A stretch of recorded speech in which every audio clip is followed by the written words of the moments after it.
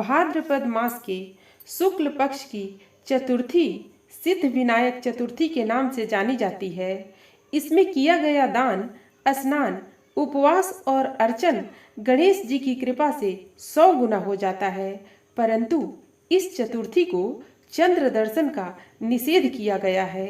इस दिन चंद्र दर्शन से मिथ्या कलंक लगता है। अतः इस तिथि को चंद्र दर्शन न हो ऐसी सावधानी रखनी चाहिए। यदि दैववशात चंद्र दर्शन हो जाए तो इस दोष शमन के लिए स्यमंतक मणि का आख्यान सुनना चाहिए। यह आख्यान इस प्रकार है। नमस्कार मित्रों, आज हम स्यमंतक मणि का आख्यान लेकर उपस्थित हैं। मित्रों, प्रसंग में आगे बढ़ने से पहले आप हमारे चैनल को अवश्य सब्सक्राइब कर लेना, वीडियो को लाइक और अपने मित्रों से शेयर करना, एक छोटा सा कमेंट्स लिखकर हमारा उत्साहवर्धन जरूर करना। मित्रों, तो आइए चलते हैं प्रसंग की ओर। मित्रों, द्वापर युग में द्वारकापुरी में सत्राजित नामक एक यदुवंशी रहता था।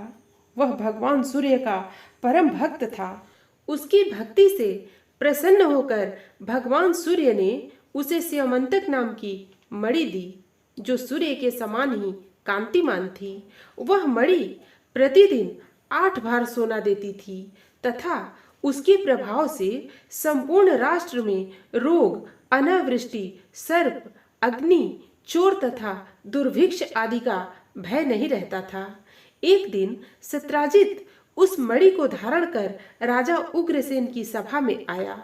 उस समय मणि की कांति से वह दूसरे सूर्य के समान दिखाई दे रहा था।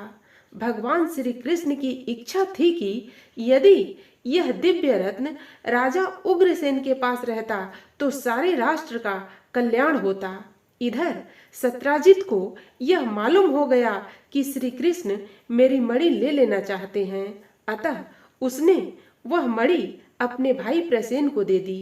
एक दिन प्रसेन उस मणि को गले में बांधकर घोड़े पर सवार हो वन में आखेट के लिए गया और वहां एक सिंह द्वारा मारा गया।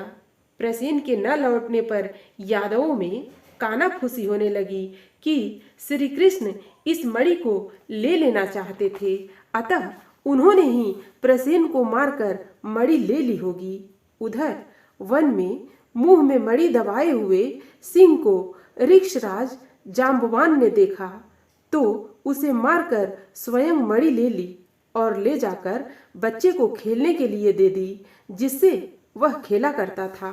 इधर द्वारका में उठते हुए लोकापवाद के स्वर श्री कृष्ण के कानों तक पहुँचे।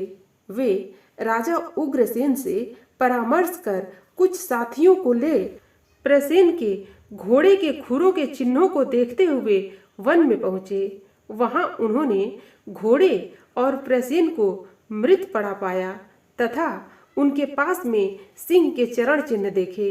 उन चिन्हों का अनुसरण करते हुए आगे जाने पर उन्हें सिंह भी मृत पड़ा मिला। वहां से ऋक्षराज जाम्बवान के पैरों के निशान देखते हुए वे लोग जाम्बवान की गुफा तक पहुँचे। श्री कृष्ण ने कहा कि अब यह तो स्पष्ट हो चुका है कि घोड़े सहित प्रसेन सिंह द्वारा मारा गया है, परंतु सिंह से भी बलवान कोई है जो इस गुफा में रहता है। मैं अपने पर लगे लोकापवाद को मिटाने के लिए इस गुफा में प्रवेश करता हूँ और स्यमंतक मणि लाने की चेष्टा करता हूँ। यह कहकर श्री कृष्ण उस गुफा में घुस गए। वहां उनका ऋक्षराज जाम्बवान से 21 दिनों तक घोर संग्राम हुआ। अंत में शिथिल अंगों वाले जाम्बवान ने भगवान को पहचान कर उनकी प्रार्थना करते हुए कहा, हे प्रभु, आप ही मेरे स्वामी श्री राम हैं। द्वापर में आपने इस रूप में मुझे दर्शन दिया। आपको कोटि कोटि प्रणाम है। नाथ, मैं अर्घ्य स्वरूप अपनी इस कन्या जाम्बवती और यह मणि स्यमंतक आपको देता हूँ। कृपया ग्रहण कर मुझे कृतार्थ करें तथा मेरे अज्ञान को क्षमा करें। जाम्बवान से पूजित हो श्री कृष्ण स्यमंतक मणि लेकर जाम्बवती के साथ द्वारका आए। वहां उनके साथ गए यादवगण 12 दिन बाद ही लौट आए थे।